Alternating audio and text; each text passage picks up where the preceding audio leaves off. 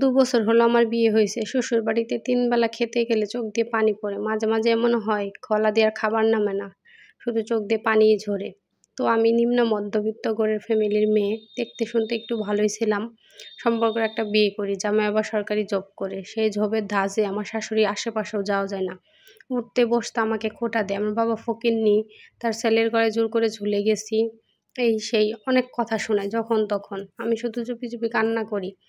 আর উনার সমস্ত কথা মেনে চলার চেষ্টা করি। যখন যা বলে তাই করি। বাড়ির সমস্ত কাজ করি। তারপরও আমি তার মনের মতো বউ হতে পারিনি। কারণ তার ছেলে সরকারি জব করে, সে আরও ভালো করে মেয়ে বিয়ে করাতে পারত। আমি সম্পর্ক করে বিয়ে করে তার ছেলের জীবনটা নাকি ধ্বংস করে দিছি। যখন তখন এসব বলে আমাকে ছোট করে।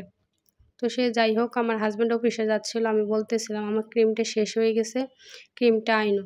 এদিক দিয়ে শাশুড়ি বলতেছে, এসব মেখে মেখে আমার ছেলে মাথাটা চিবিয়ে চিবিয়ে খেয়েছ। এই ক্রিম ফ্রিম মেখে তো আমাকে ছেলের পাগল বানাইছ। দরকার নেই আর, অনেক হয়েছে, এসব বাদ দিয়ে দাও। এখন তো যা হবার তা হয়েই গেছে। এসব বলতেছিল। আমার হাসব্যান্ড চুপচাপ চলে যাচ্ছিল, একটা কথাও বলতেছিল না। আমি ঘরে এসে মুখ বুজে কান্না করতেছিলাম। এছাড়া তো আমার কোনো উপায়ও নাই, কারণ আমার তো সামর্থ্য নাই আমার বাবার বাড়িতে। তো ননদের মাথায় তেল দিয়ে দিচ্ছিলাম। এই সময় আমার হাসব্যান্ড ঢুকতেছিল আর হাতে ক্রিমটা দিচ্ছিল। যাওয়ার সময় বলেও জানে যে আনবে না না আনবে। হাতে ক্রিমটা দেওয়াতেই বললাম যে না, আমি ক্রিমটা নিব না, তুমি ফেরত দিয়ে দিও। এদিকে আমার ননদ বলতো, ও মা, ক্রিম ফেরত দিবে কেন? এই ক্রিম এখন থেকে আমি মাখবো ভাবি, তোমার মাখার দরকার নেই। আমার শাশুড়ি বলতেছে, ঠিক আছে, তোমার আর ক্রিম মাখতে হবে না। যা রং ঢং করার বিয়ের আগেই করছে, এখন আর নতুন করে কিছু করতে হবে না। ক্রিম আমার মেয়েই মাখবো না এখন থেকে। মনে মনে ভাবতেছিলাম, যে কথা শুনছি এই কথা শোনার পর আর এই ক্রিম মাখতে ইচ্ছে করতেছিল না।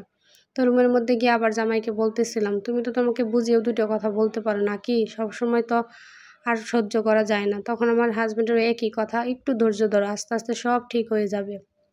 সে যাই হোক, কান্না করতেছি চুপচুপি। এর মধ্যে আমার শাশুড়ি এসে বলতেছিল, শোনো, তোমার বাবাকে ফোন দিয়ে বলো 1 লাখ টাকা পাঠিয়ে দিতে, সামনে আমার মেয়ের বিয়ে, খুব খরচা আছে। তো আমি বললাম, আমার বাবা এত টাকা কোথায় পাবে? আমার শাশুড়ি বলতেছে, কোথায় পাবে মানে?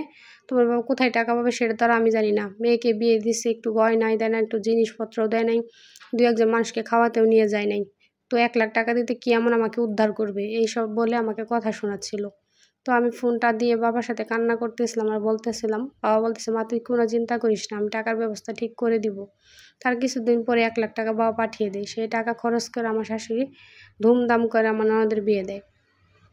আর কিছুদিন পর আবার আমার শাশুড়ি বলতেছিল, শোনো, তোমার বাবাকে বলো একটা গরু কিনে দিতে, আমার মেয়ে শ্বশুর বাড়িতেও প্রথমবার যাব, বড় করে অনুষ্ঠান করব, ধুমধাম করে একটা গরু নিয়ে যেতে হবে, আমার একটা মান সম্মান আছে না? তো আমি বলতেছিলাম তখন যে, আমার বাবা কেন গরু দিবে? আপনি আপনার মেয়ে শ্বশুর বাড়ি যেমন আপনি গরু কিনে নিয়ে যান। তখন বলতেছিল, মুখে মুখে তর্ক করো না, বেয়াদব হইও না, তোমার বাবাকে গরু পাঠিয়ে দিতে বলো। বুঝতে পারছো কি এমন দিয়েছে যে আমাকে উদ্ধার করেছে? এসব বলে বলে চলে যাচ্ছিল। তো আমি আমার বাবাকে আবার ফোন দিয়ে বললাম, বাবা একটা গরু পাঠাতে হবে। তখন বাবা বলল, মা তুই কোনো টেনশন করিস না, আমি সব ব্যবস্থা করতেছি।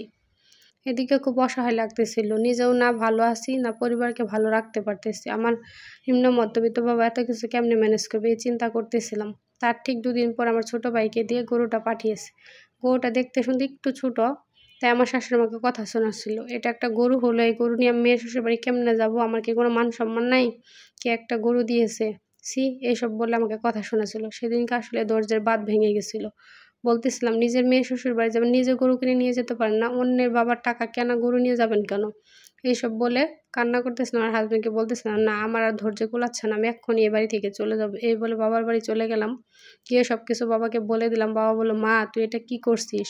এগুলো তো কিছু আমি নিজের টাকায় কিনে দিইনি, সবই তো জামাই বাবা দিয়েছে, আমি তো শুধু পাঠিয়ে দিছি। আমি তো পুরাই অবাক। তারপর হাজব্যান্ডকে ফোন দিয়ে বললাম, আমি অত কিছু বুঝি না, তুমি এক্ষুনি আমাকে নিয়ে যাবা। হাজব্যান্ড ওইমানি গলায় বলতেছে, তুমি চলে গেছো, আমি নিতে যেতে পারবো না। তো আমিও বলে দিলাম, আমি এক্ষুনি চলে আসতেছি, বুঝতে পারছো?